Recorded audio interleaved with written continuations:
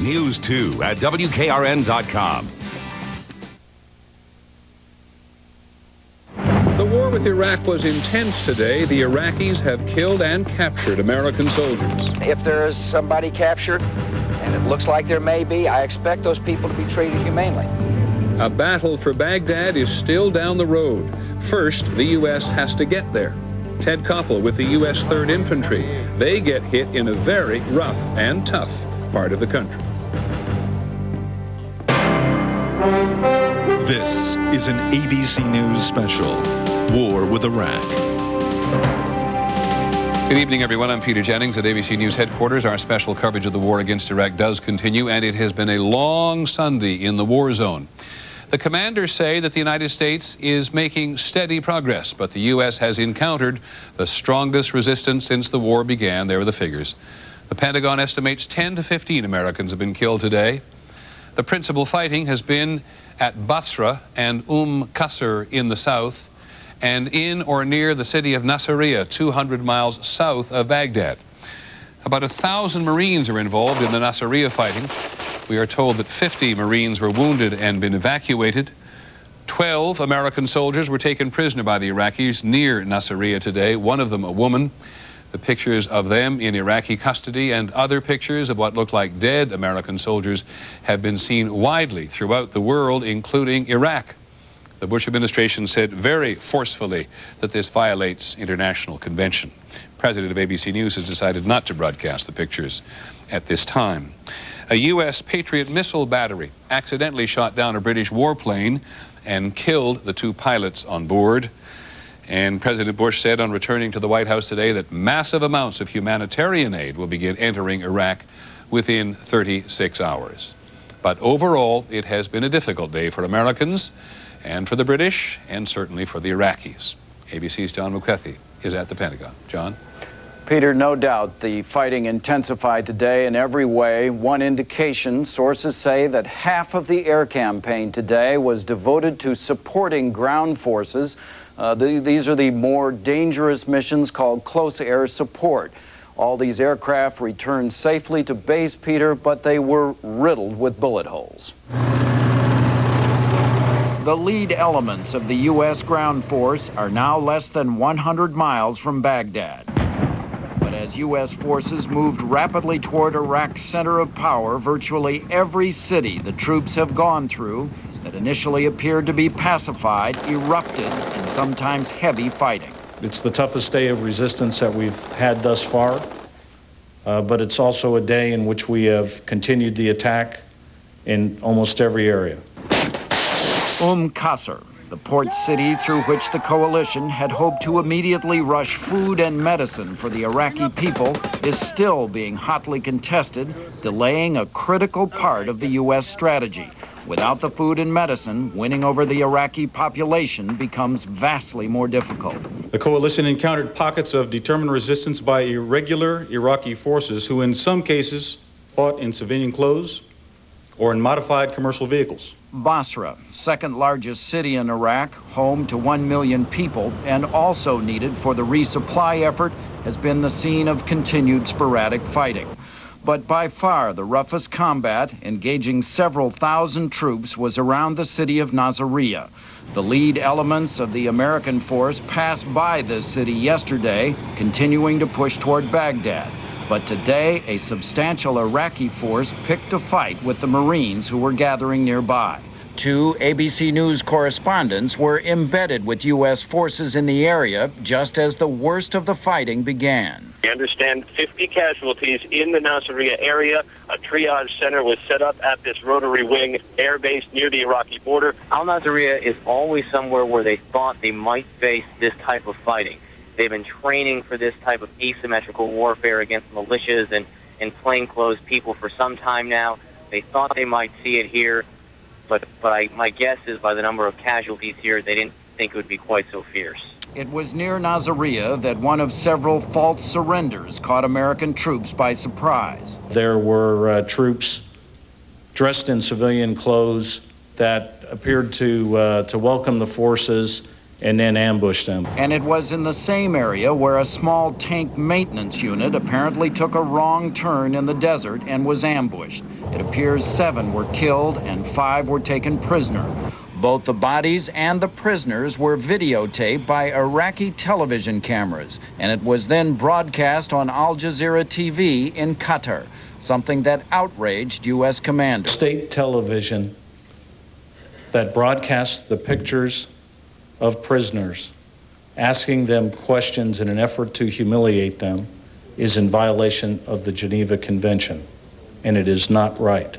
And we will hold those accountable for their actions. Intelligence sources say what U.S. troops have been encountering all day is part of Saddam Hussein's strategy of putting small numbers of his most loyal security forces in regular army units. They try to keep the conscripts from surrendering, and if that fails, they strip off their uniforms and become guerrilla fighters attacking the U.S. in rear areas. These are men who know that they will have no role in the building of a new Iraq, and they have no future. Amidst all the fighting, one important new discovery. U.S. officials say up the road from Nasiriyah in a town called Najaf, they believe that they have captured a chemical weapons plant, and perhaps more important, the commanding general of that facility. One U.S. official said he is a potential gold mine about the weapons Saddam Hussein says he does not have. Peter? Thanks very much, John. By the way, those American prisoners of war come from the 507th Maintenance Company, which is a unit of the 11th Air Defense Artillery Brigade, which is based at Fort Worth in Texas. We know that one of them is Joseph Hudson. He was seen on Iraqi television, and his mother, who lives in El Paso, actually saw him on Filipino television, a cable service to which she subscribes. Now, we're joined by ABC senior military analyst Tony Cordesman. Tony, in the south, and particularly around Nasiriyah, the U.S. may be getting opposition that it hadn't fully anticipated. These are, in large measure, Shiite regions which were supposed to welcome the U.S. forces. Has anything gone wrong? I don't know if it's gone wrong, Peter, but there seem to be much stronger elements of the Fedayeen. This is something under Saddam's son, of Republican Guard and security forces.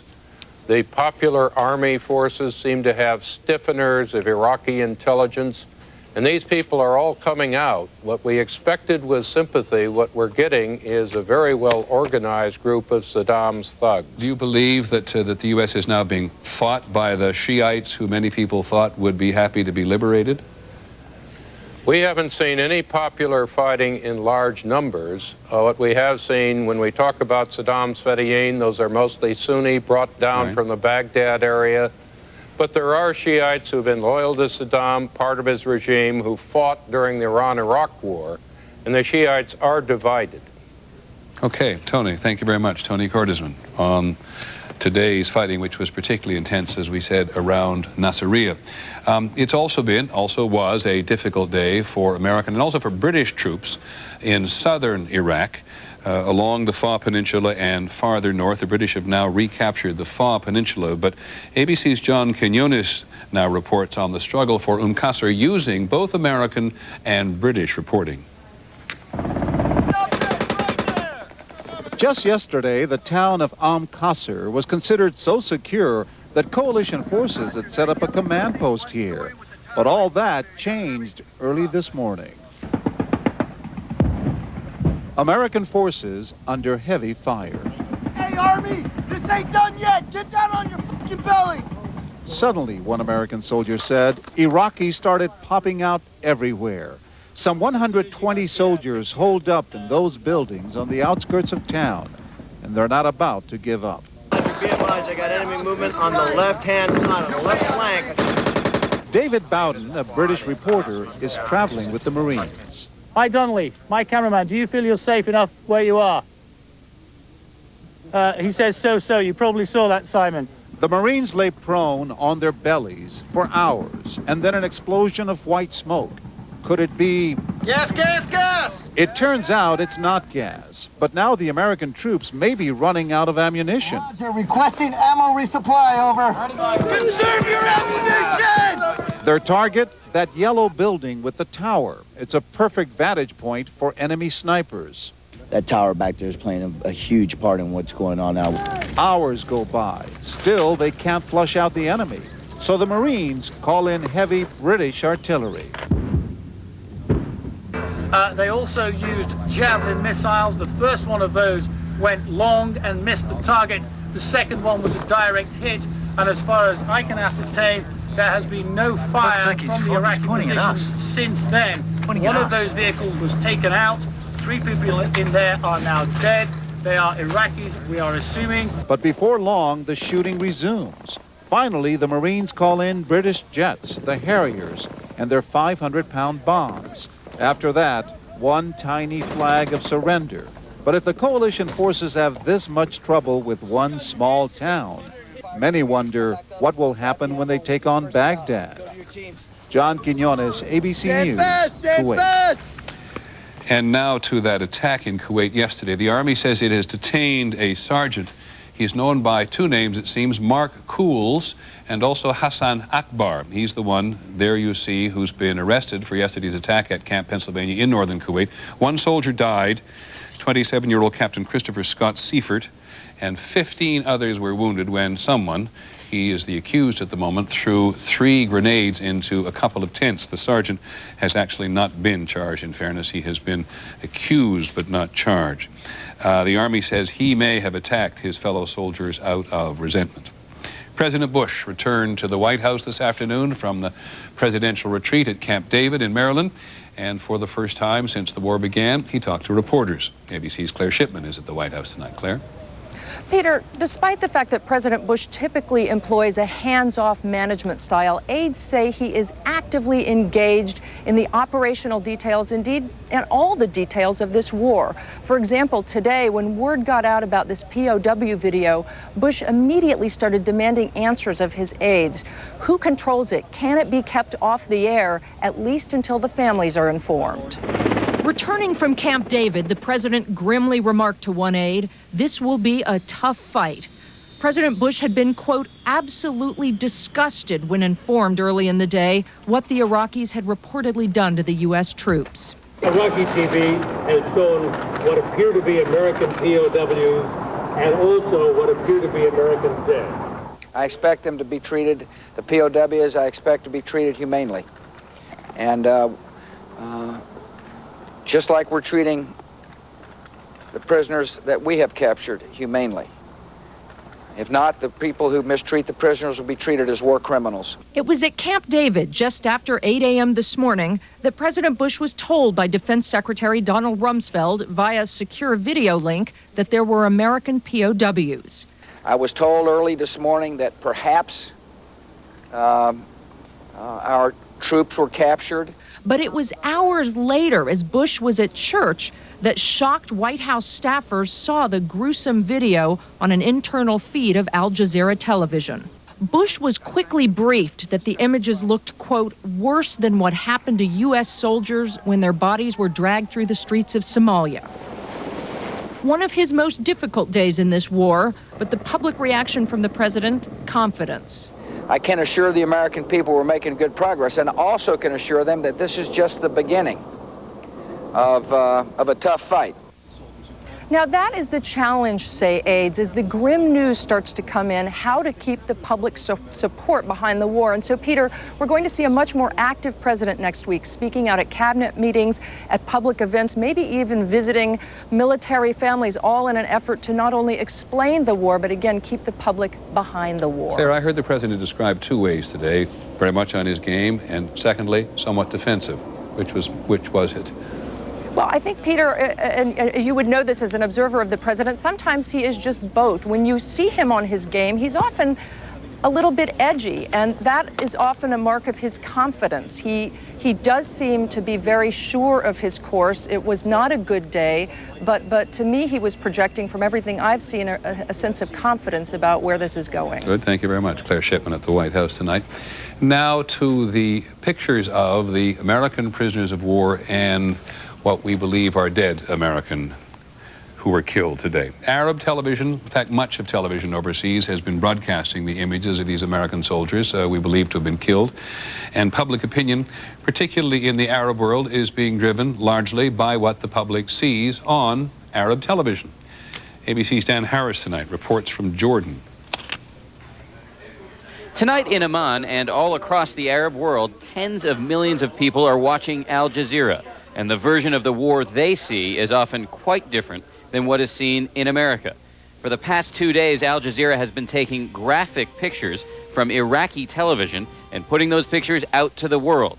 Pictures of dead Iraqi civilians, including children, killed, the Iraqi government says, by American bombs. There are pictures, too, of dead American soldiers. The men, one of them apparently shot in the head, are laid out on the floor on display for the camera. Al Jazeera is also running interviews with captured American soldiers. The soldiers, including one woman, seem confused and very scared. At this coffee house in Amman, some said the Americans had it coming to them. Many more, however, including businessman Taha Ghassan, disagreed. When I seen the dead bodies, as I said, dead Americans, I was unhappy, because still they are human beings.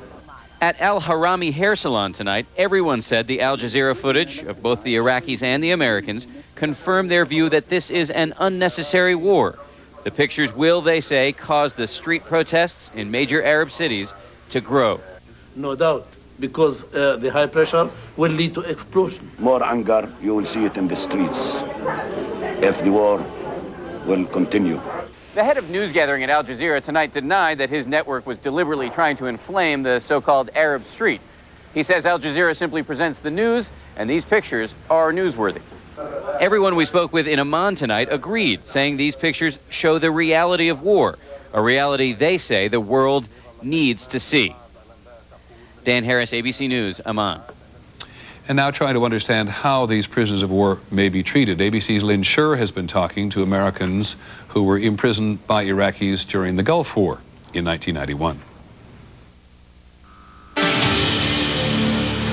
From the moment Al Jazeera first showed the video, at least 4 dead American soldiers, 5 prisoners, there were charges that Iraq had violated the Geneva Convention. It says POWs must be protected against violence, insults, and public curiosity. And Iraq's defense minister insisted his nation would follow the rules. But men who have been there as POWs in the first Gulf War say that's simply not credible. I saw people come in, blindfold me, they started hitting me. My prevailing thought was, they're going to cripple me or they're going to kill me. These 2 airmen were among 22 Americans held in a place they nicknamed the Baghdad Biltmore. They told 2020's Brian Ross that they were kept in cells of the Iraqi secret police, where they were tortured and interrogated. I had a fractured shoulder and my hands were handcuffed behind my back. My name is... Navy Lieutenant Jeffrey Zahn said the Iraqi torture broke him. They brought me in and they told me they were going to kill me. So Zahn agreed to make a tape denouncing the United States. I think our leaders and our people have wrongly attacked the peaceful people of Iraq. He says he regrets his actions to this day. I'll remember, for the rest of my life, I'll remember the guy with the pistol. It seems the constant threat of death was used against all the POWs. Major Jeffrey Tice, a pilot held for 46 days after his plane was shot down, said it was implemented by vicious beatings. They were not worried about hitting me in the face, and they were not worried about applying a lot of pressure. And so my eardrum was ruptured at this point, my jaw was dislocated, and I was really, I was really beat up pretty good. So was Lieutenant Colonel Dale Storr, who spent 33 days as a POW when his plane was shot down in 1991. I was on the ground. They were kicking me in the head and the back and the sides. They'd been using a cattle prod on me before. I mean, my back was having these spasms from where they were jolting me with it. I was vomiting on myself, and I was screaming. I was just in total agony. And I was curious. They had stopped asking me questions, and they were just letting me squirm in the ground there. It was just terrible. And I was actually hoping they were going to kill me. Storr, like all the former POWs ABC News spoke to, understands what today's prisoners might be feeling.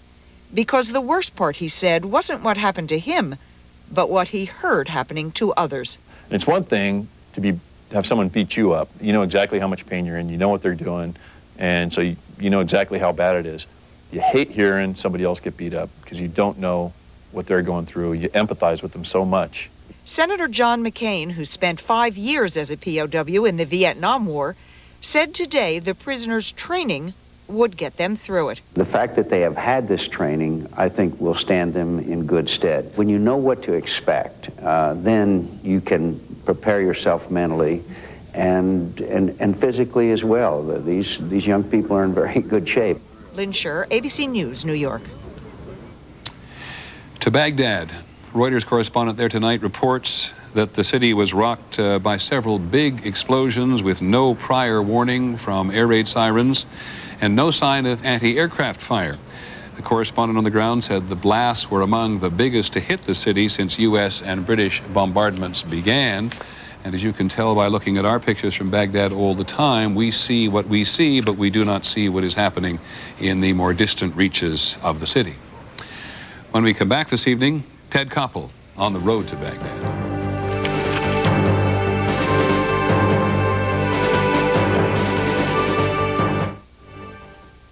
This is crabgrass. I don't want to see crabgrass in my lawn. My wife actually hates crabgrass. Nobody would want this in their lawn. We put down Scott's turf builder with Holtz in the early spring. That's the only thing I ever use. Scott's puts this protective barrier over the lawn. And it stops the crabgrass from germinating. See how nice and thick that is? Feels like the carpet inside my house. Well, I've used the cheap brands. And it's like anything else. You get what you pay for. Steve doesn't have any crabgrass, which makes him a good human being, basically. Turf builder with Holtz. The best defense against crabgrass. I don't want to go jogging. I don't want to play hockey. All I want are nights with less pain, mornings with less stiffness, so Bo and I can go out early and catch up with all our friends. Ask your doctor about ways to help relieve the pain of osteoarthritis. Call 1-888-MERC55 for more information.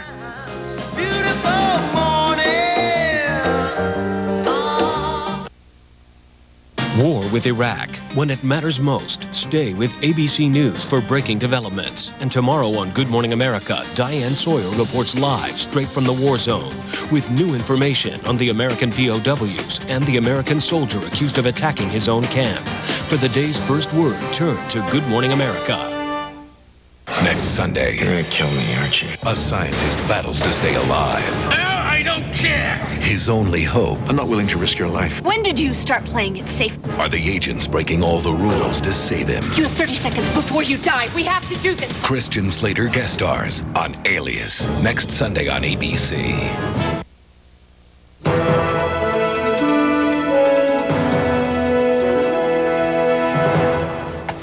If you have checked in with us over the last several days, you know that ABC's Ted Koppel has been traveling north into Iraq with the Army's 3rd Infantry Division. These soldiers have been in battle, including in battle today. On the road to Baghdad, Ted has filed several reports for us on days and nights with an army pressing forward. It is complex and it is dangerous, and here's the latest. Sunday morning. We are 8 hours ahead of the East Coast back home. It's been a short night here. 2 hours are about the most that anyone has slept. Looks to be artillery pieces. Mike Alpha, 225. There are reports coming in of an Iraqi unit, artillery, armored personnel carriers, moving towards forward positions of the 3rd Infantry Division, the division we're with. Our brigades are reporting movement of large tank and armored element coming out of An-Najaf. We're trying to hit it with some CAS. It looks like they've got a pretty decent target, so they're trying to get some BDA off what they did on their first run, and then they're going to go back in and hit it again. When you say CAS, that's close air support, yes, BDA, sir. bomb damage assessment? Right. The pilots normally are able to get on their second runs going in the BDA off of it, but it depends on how many times they drop bombs on the target. So Do we know what's flying CAS right now? no, the Air Force guys probably do, but I'm sure it's going to be a mix. They're usually going to fly A-10s for something like this. But So that would be a Warthog. They've got Gatlings, they've got a couple of rockets. Yep. It's believed that this may be a preliminary probe by the Medina Division, one of Saddam's Republican Guard divisions. This is Spartan 6. First pass of CAS destroyed 6 artillery pieces and 5 armored vehicles awaiting our second turn of BDA. Over.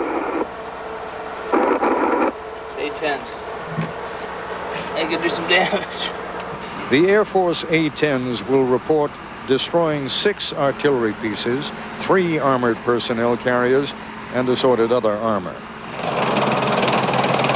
By early afternoon, Major General Buford Blunt has moved Division Command and Control another 40 miles north, just outside An-Nihar. There's been some heavy ground action here overnight and early this morning. The commander of the 2nd Brigade, Colonel Dave Perkins, gives General Blunt an after-action report. All throughout this area, there was just a lot of dismounts in there with RPGs and automatic weapons. And so we started engaging those. As we started engaging those, what happened is additional of these gun trucks started coming down this road, coming down this road. And in fact, Larry Burst's company destroyed 15 of these gun trucks as they kept coming out here. Very tenacious. Yes, sir. It looks like they were coming out of here and then out of this little area up here. Because the challenge is there's a bunch of Bedouins out here and civilians. And what they did when we started engaging is they would run out of the trucks and ran into the tents of the Bedouins to mix in with the Bedouins. So we took the dismounts and went in there and actually had to extracted them out of the tents. They gave up and took them as prisoners, so we got them so they weren't mixing in with the civilian populace.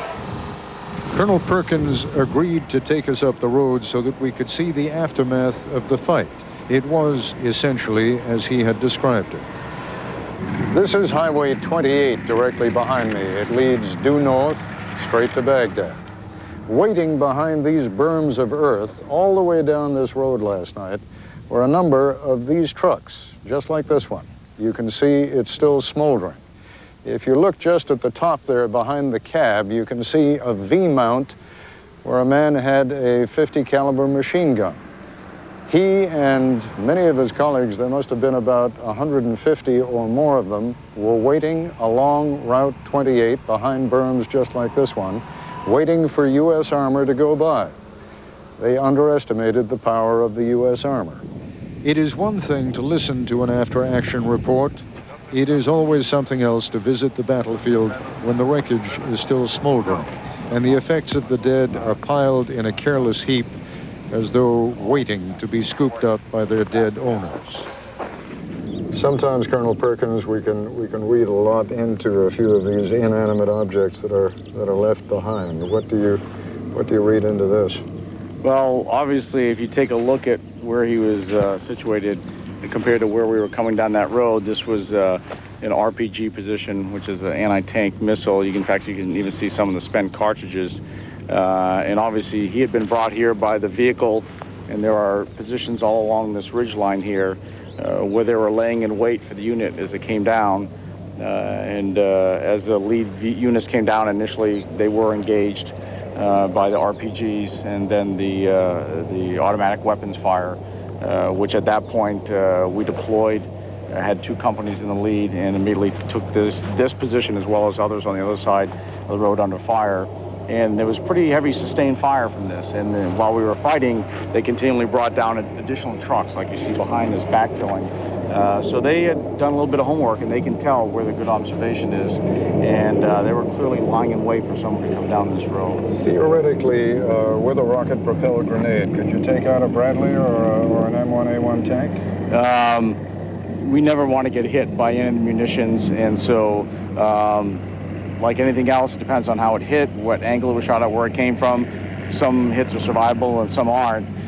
So the best way to gain insurance is to make sure you take every precaution to make sure you're not hit. And all I'm saying is there was enough weaponry here on either side of the road. Oh, yeah. It could have done real damage. Oh, there's a large amount of weaponry.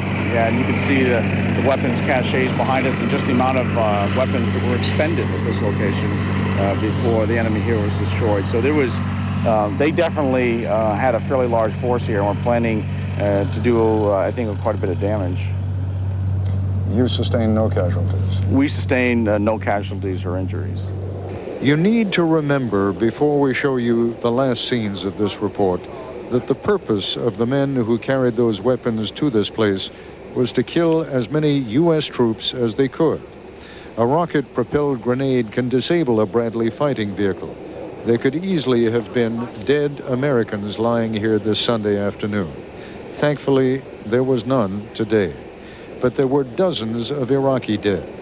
All but these two had already been removed from the battlefield. These men apparently curled behind this dirt berm, seeking safety, but finding only death. It always looks and sounds glorious before the fighting begins. But look again. This is the picture of war. This is Ted Koppel reporting. When we come back this evening, we'll go back to Baghdad.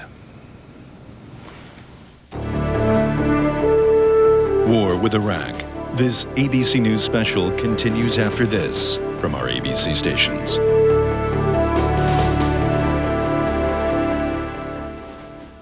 Police, freeze! Drop the gun! You are screwing with the wrong cops. You're making a big mistake. I am trying to keep you from walking off a cliff. From everyone at the 15th. God bless. After 10 unforgettable years, it's still the best drama on television. They just came by to say thanks for backing me up. NYPD Blue, ABC Tuesdays, 10/9 Central. Viewer discretion advised. Most people think of camp as a place for swimming, crafts, and sports. The Salvation Army thinks of camp as a place of self-confidence, hope, and cooperation. This year, you can team up with the Salvation Army, the Predators, and News 2 to help send children to camp. March 1st through April 1st, just drop a cash donation into one of the green Kettles for Camp locations. Look for volunteers outside the Gaylord Entertainment Center for all Predators home games. Your donation will help make a difference in the life of a child. I build schools. I battle injustice. I eradicate landmines. I feed the hungry. I shape international policy. I protect children. I fight for human rights. I find homes for refugees. I dig wells. I develop economies. I teach people to read. I influence the president. I heal the sick. I comfort the grieving. I make the world better. I make a difference. I change the world, so can you.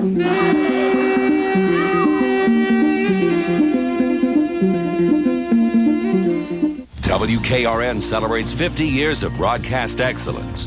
In 1953, Louis Strawn, a Springfield native, signed on Nashville's second television station, then WSIX-TV. The station's humble beginnings paved the way for years of news excellence and quality programming. We've made changes through the years, and you've changed with us. We're proud of our history and service to you. We're WKRN News 2, celebrating 50 years of broadcast excellence. News 2 at WKRN.com.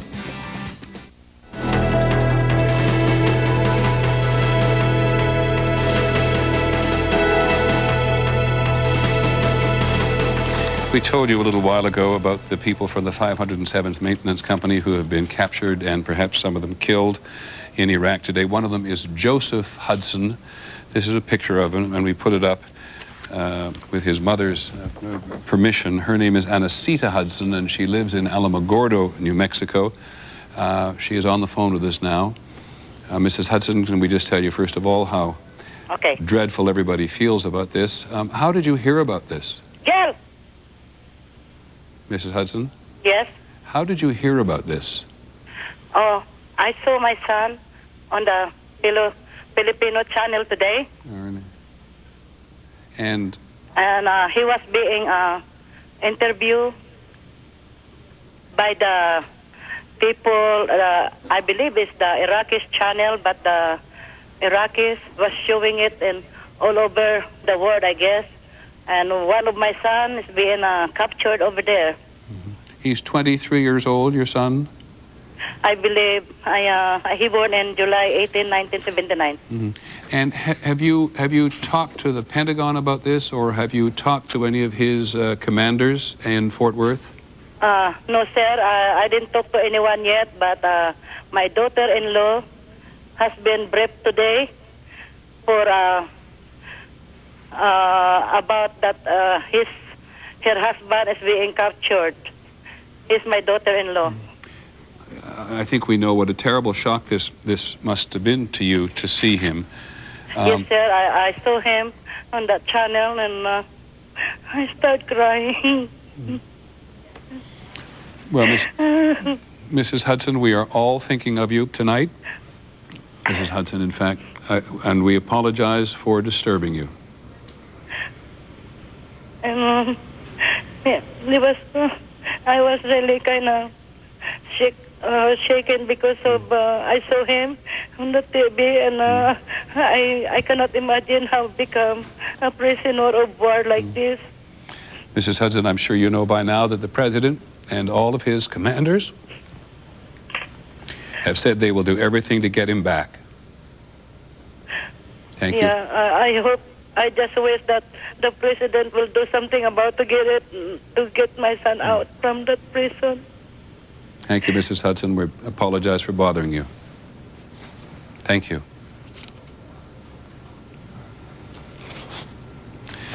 Anacita Hudson of Alamogordo, New Mexico.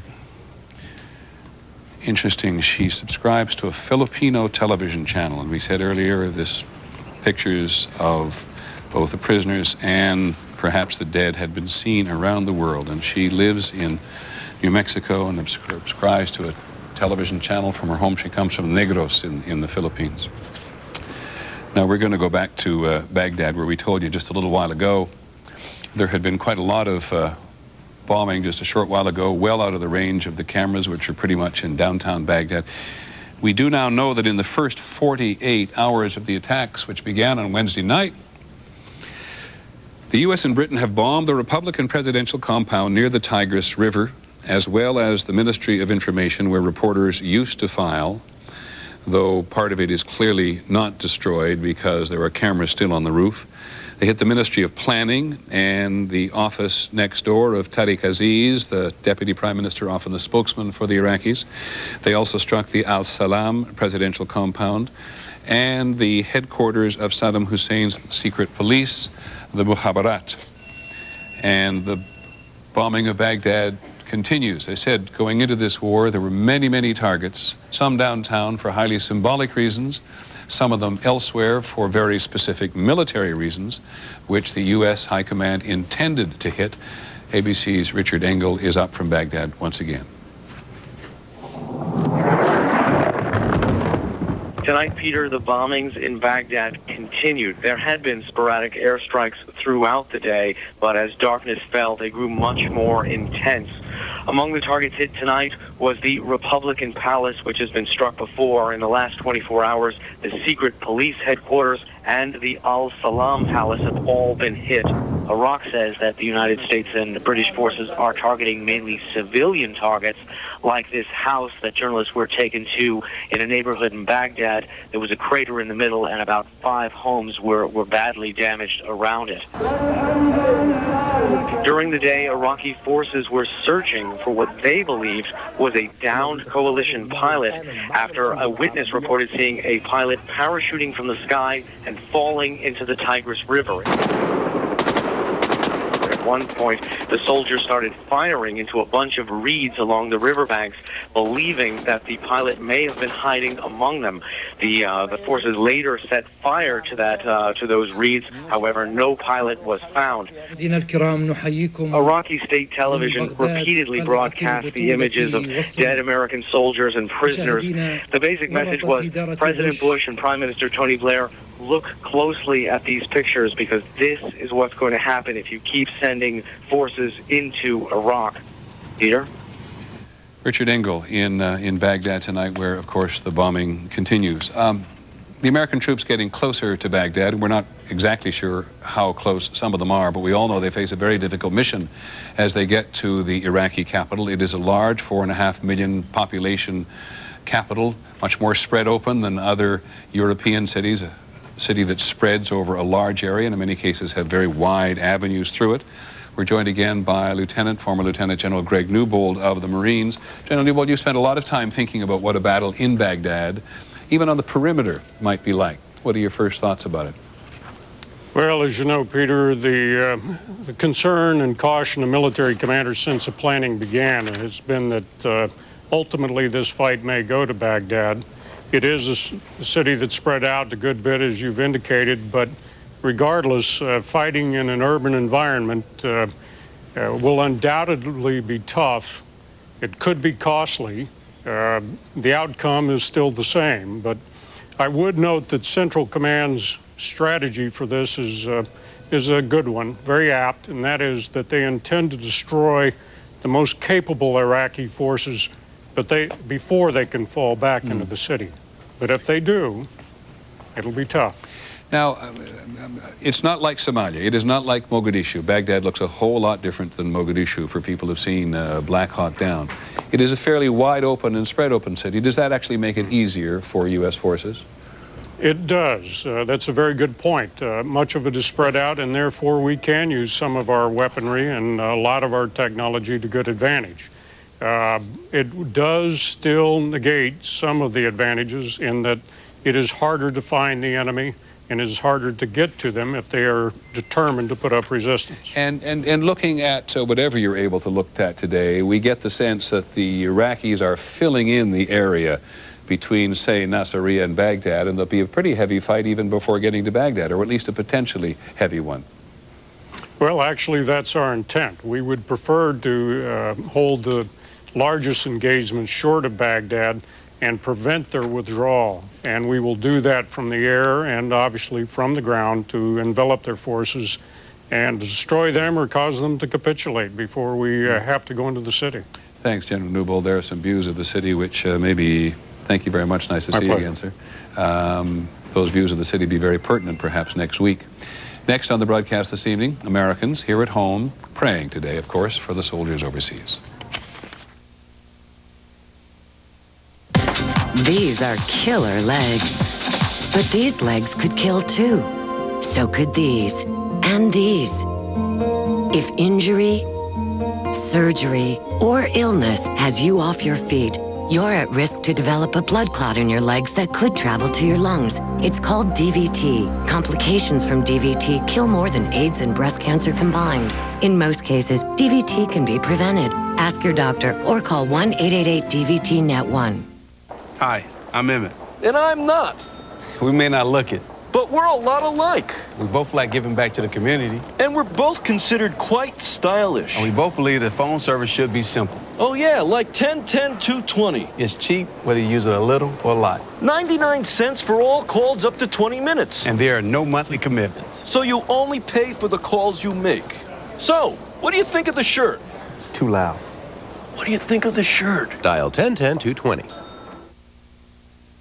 Monday, 2 lawyers, 2 serial killers. I would like to be friends. We're not friends. It will all lead. He will kill again. To the murder of one woman. The most shocking practice of the season. Where is she? An all-new episode, Monday night, 8 Central on ABC.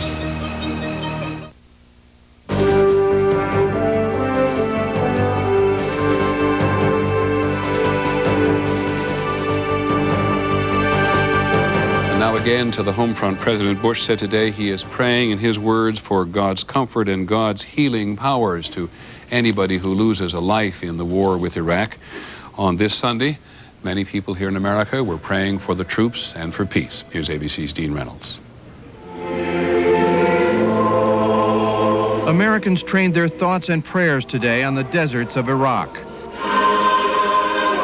The painful reports of combat casualties helped fill the churches on this first Sunday in wartime. In Dallas. Now please pray for the very, very brave men and women who are right now in Iraq and Kuwait and surrounding areas, who are risking their lives to protect ours. In Fayetteville, North Carolina, Crystal Lawson tended to her children and thought of her husband, Tim, a helicopter pilot. Yeah, it always helps to go to church and be around people that, you know, can pray for him. But it's hard, she said, on her son, Colin, too young to understand war, but old enough to miss his father. He blows him a kiss every night before he goes to bed, so. And he says, I love you, Daddy. Abigail May, I baptize you into the name of the Father. At Gloria Dei Lutheran Church in St. Paul, a baptism. In the midst of some of the heaviness of this world, Abigail brings a bright light of joy. And a question. What are we teaching our children? All life is valuable to our God. At a Catholic parish on the south side of Chicago, a warning. We cannot lecture a world on justice and act unjustly at the same time. In Los Angeles, a lesson. The reason that wars are bad is that wars reflect failure. Just outside San Diego, Oceanside, California is home to Camp Pendleton and St. Anne's Episcopal Church. At this time of great national distress, we need to turn to God for healing and comfort and prayer. So they created a prayer wall and hung photos of local Marines serving abroad. We pray for peace for all families in the world, O Lord. And while most people did their praying the old-fashioned way, in church, some made use of the internet and formed a virtual prayer circle. Stephen Waldman is editor-in-chief of a website called BeliefNet. People from all over the country and all over the world are coming on to the internet and posting tributes to their loved ones who are overseas and posting prayers and asking for other people to pray. He's seen dozens of postings on his website since the war began, but one, he said, really touched him. The thoughts of the mother of one Benjamin Allen Wilkie, a sailor aboard the USS Nimitz, now headed to the Persian Gulf. Even though he is 23 years old, he is still my firstborn and my only son.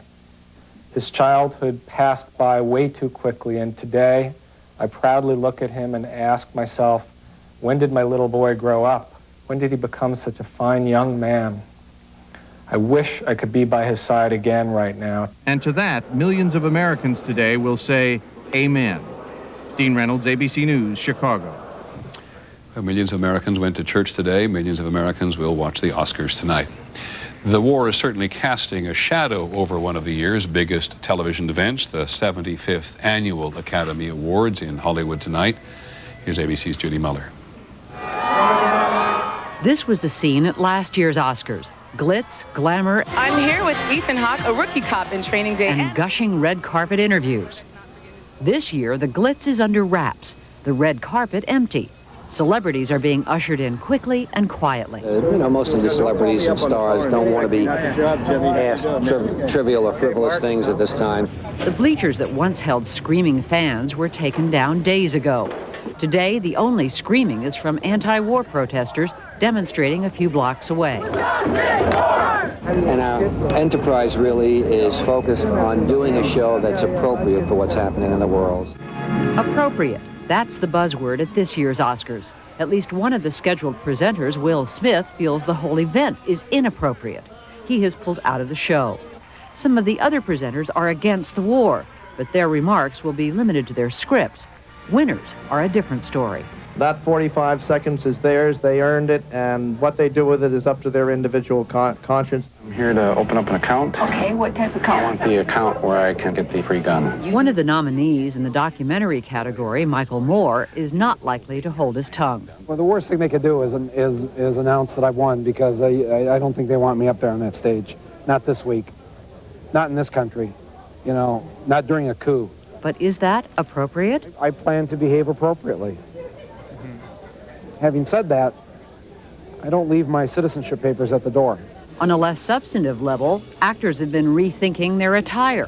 What is proper at a time of war? That it's bigger than a dress, maybe. It's bigger than a necklace. It's definitely going to be a more downscaled event. You'll save more and find things like this. And sponsors have to be concerned that expensively produced commercials may now seem too upbeat. They're dancing and singing and having a good time. It's like, there are people over in this other part of the world, our soldiers, and maybe things shouldn't be that happy. While those participating in the Oscars have had to worry about propriety, police have had to worry about security.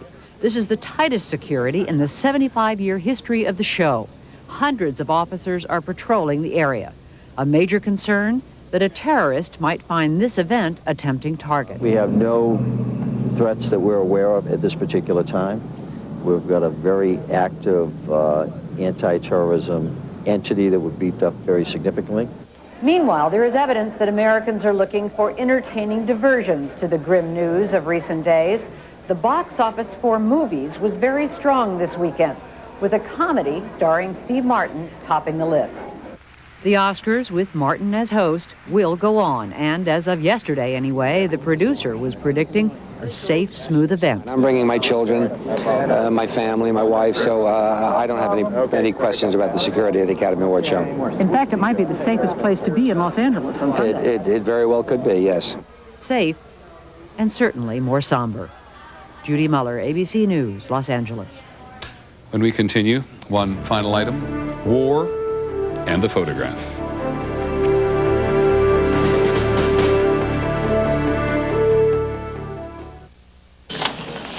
This whole drugs and terror thing, I mean, it's a very complicated issue.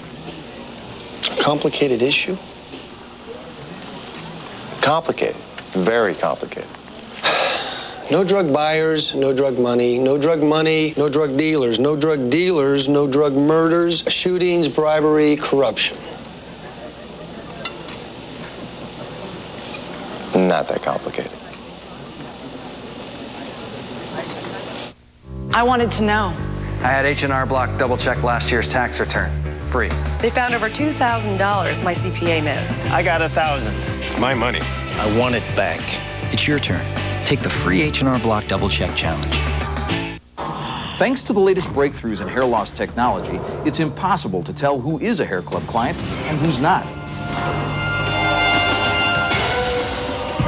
Call 1-800-HAIR-CLUB now and get the latest hair loss update free. Hair Club has been helping millions of people get educated on hair loss and what options actually work. So who is a Hair Club client? I am. Call 1-800-HAIR-CLUB for the answers to thinning hair. Going to the airport? Hey, Bill, you stayed here too? Yeah, want to share a cab? Deal. All right. Great hotel. Yeah, pricey though. Wasn't that bad. Yeah, if you're a CEO. Why? What did you pay? Here's my bill. I didn't pay nearly that. Not even half. You got ripped. Hey, buddy, I can get you a great deal on the Brooklyn Bridge. Save up to 70% on hotels worldwide. Hotels.com. The best prices at the best places, guaranteed. If you missed the first 10 minutes of the Oscars, what? You could miss moments like Billy riding, Cuba jumping, Steve serving, and Whoopi wearing that. The first 10 minutes of the Academy Awards could be some of the best. Please hold your applause until it's for me. The Oscars live tonight at 8:30, 7:30 Central on ABC.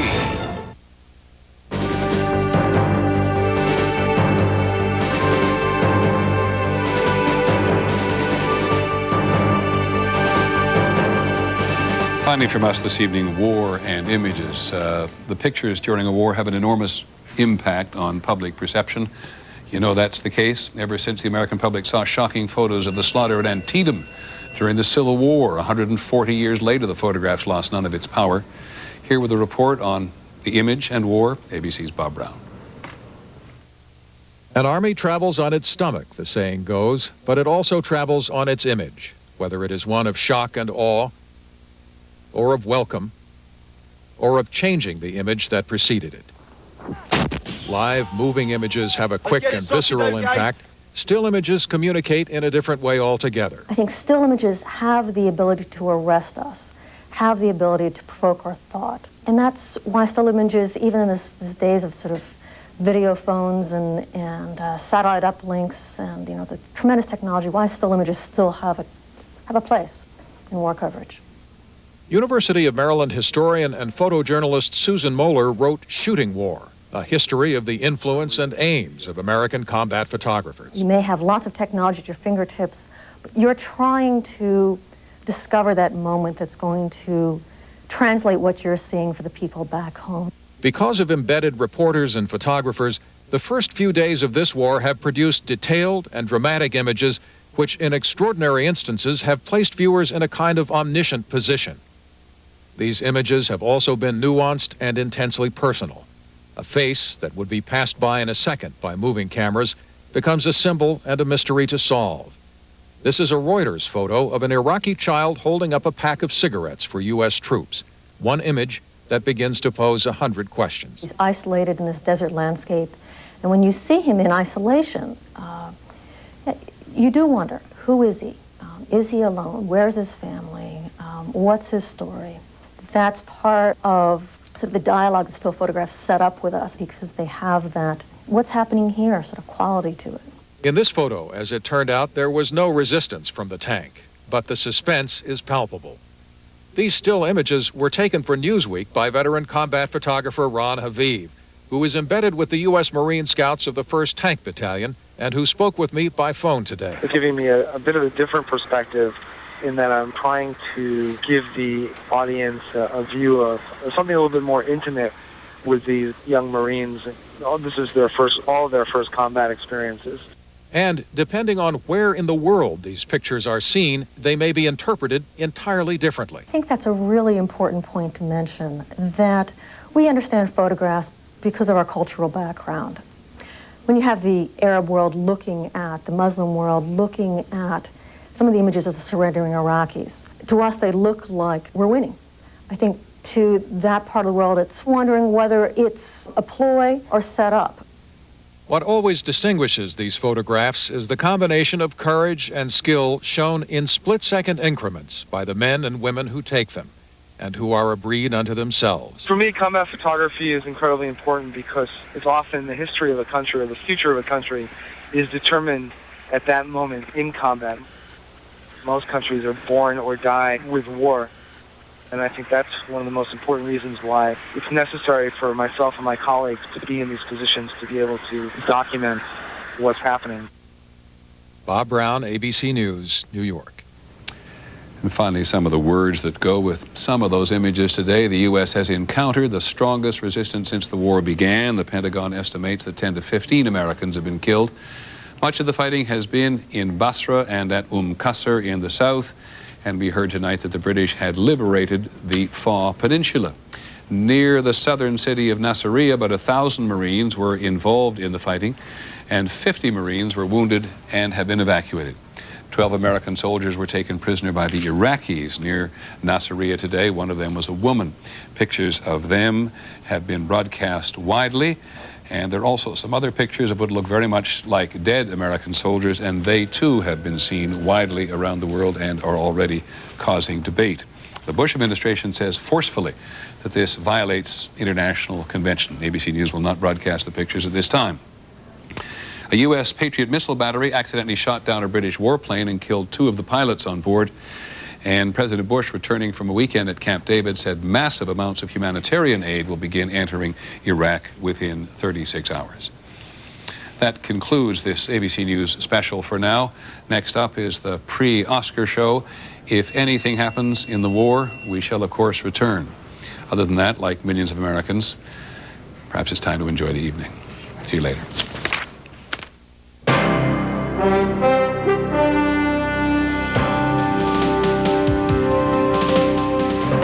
This has been a presentation of ABC News. War with Iraq. Stay with Peter Jennings and the people of ABC News for breaking developments and vital new information. Reporting live from across Iraq with U.S. troops advancing toward Baghdad. War with Iraq. When it matters most, turn to ABC News. In the spring of 1903, Henry Ford made the automobile affordable for everyone. The same holds true today, especially now during Ford's Centennial Celebration Savings Event. Get $3,000 cash back on Ford Expedition. Plus, returning Ford lessees get an additional $1,500 cash back. That's up to $4,500 cash back on the 2003 Expedition. But hurry, this best deal ever on Expedition ends April 2nd. See your local Ford dealer today. News 2 at 10. First, from breaking news to in-depth investigations, you'll see it here first. Fast. From tracking the storms to street-level mapping, you'll get it here fast. Accurate. From our weather coverage to every local story we bring you, you'll have the most accurate information.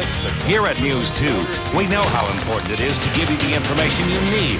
Depend on News 2 at 10. First, fast, accurate. Michelinas today announced new Lean Gourmet. Lean Gourmet from Michelinas, nice and light variety. Michelinas tastes a lot better for me. Don't pay a lot for a top of quality. Hey, Michelinas. Lean Gourmet has a flavor nice and light. Lean Gourmet has a serving just right. Lean Gourmet for any time of day or night. Hey, Michelinas. Introducing new Lean Gourmet from Michelinas. Eat right, feel good without paying the price. Don't pay a lot for a top of quality. Hey, Michelinas. I want a new truck, one that does what it should. Want a new truck? Right now, get at least $2,000 cash back on every 2003 Chevy SUV. Plus, GM owners get an additional $1,000 GM loyalty cash for a total of $3,000 cash back. A new truck, a new look, a new you. See your Middle Tennessee Chevy dealer today. More spring-like temperatures in the forecast on News 2 after the Oscars. From Hollywood, Oscar Countdown 2003, celebrating the 75th Annual Academy Awards. And here are this year's 5 films nominated for Best Picture. Don't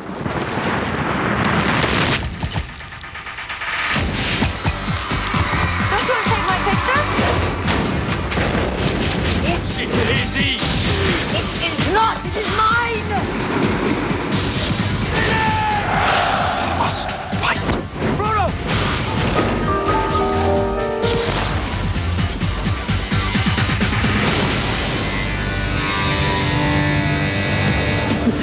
Hi, everybody. I'm Jan Carl. We are broadcasting live from the Kodak Theater here in Hollywood. We've got about 29 minutes to go, and welcome to Oscar Countdown 2003. I'm Chris Conley. Tonight, Oscar celebrates his 75th anniversary.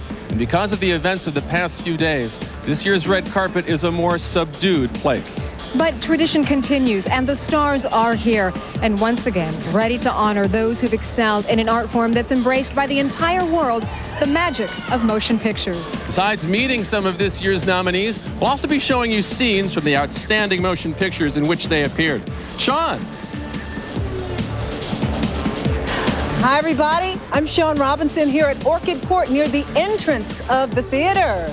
And along with reviewing some of Oscar's greatest moments of the past 75 years, tonight you'll have the chance to vote online for your favorite Oscar gown of all time. Jim. Thank you, Sean. Hi, everyone. I'm Jim Moret, a bit of the quiet before the storm. Our cameras are backstage for the very first time here at Oscar's new home, and I'll be keeping tabs of the tension and the excitement as the presenters and performers celebrate the achievement at these historic 75th Annual Academy Awards. Jan, back to you. Thank you, Jim, so much. I am here.